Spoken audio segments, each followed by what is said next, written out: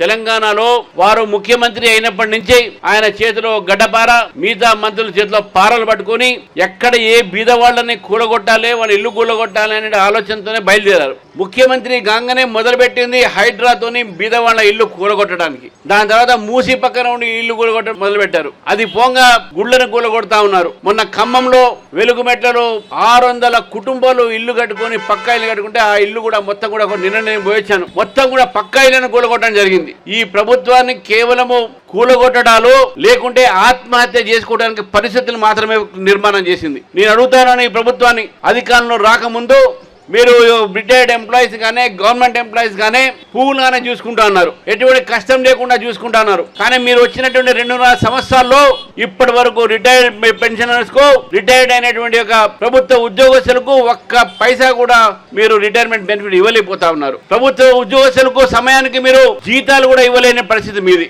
ఏదైనా అంటే బహిరంగంగానే నా దగ్గర డబ్బులు లేవు, నేను ఏం చేయాలి మీరే చెప్పండి అని చెప్పి ఉద్యోగస్తులు మీరు అడుగుతా ఉన్నారు. నేను అడుగుతా ఉన్నాను ముఖ్యమంత్రి గారిని, మీకు జీతాలు ఇవ్వడానికి డబ్బులు లేవు, పెన్షన్లు ఇవ్వడానికి డబ్బులు లేవు, రిటైర్మెంట్ బెనిఫిట్ వాళ్ళకి హెల్త్ స్కీమ్ కు దానికి డబ్బులు లేవు, కానీ నేషనల్ హెరాల్డ్ కి మాత్రం 1000 కోట్లు ఇవ్వడానికి మీ దగ్గర డబ్బులు ఉన్నాయా?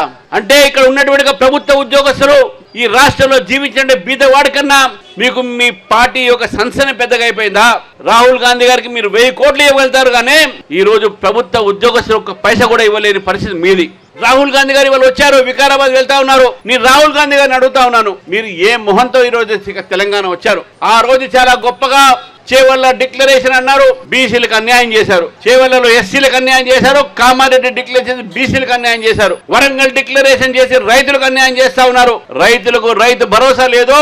ఇంతవరకు 2.5 సంవత్సరాల్లో రైతుల అకౌంట్ లో ఎంతవరకు రైతు భరోసా వేశారని చెప్పేసి ప్రభుత్వాన్ని ప్రశ్నిస్తున్నాను. రాహుల్ గాంధీ ఎట్లా వస్తారండి? మీరు చెప్పినటువంటి 6 గ్యారంటీలు ఒక్క గ్యారంటీ కూడా పూర్తి చేయనటువంటి ప్రభుత్వము. రాహుల్ గాంధీ గారు, మీ ముఖ్యమంత్రి ఇక్కడ మాట తప్పాడు కాబట్టి మీరు ఇక్కడ ఎట్లా వస్తారని చెప్పి అడుగుతా ఉన్నాను.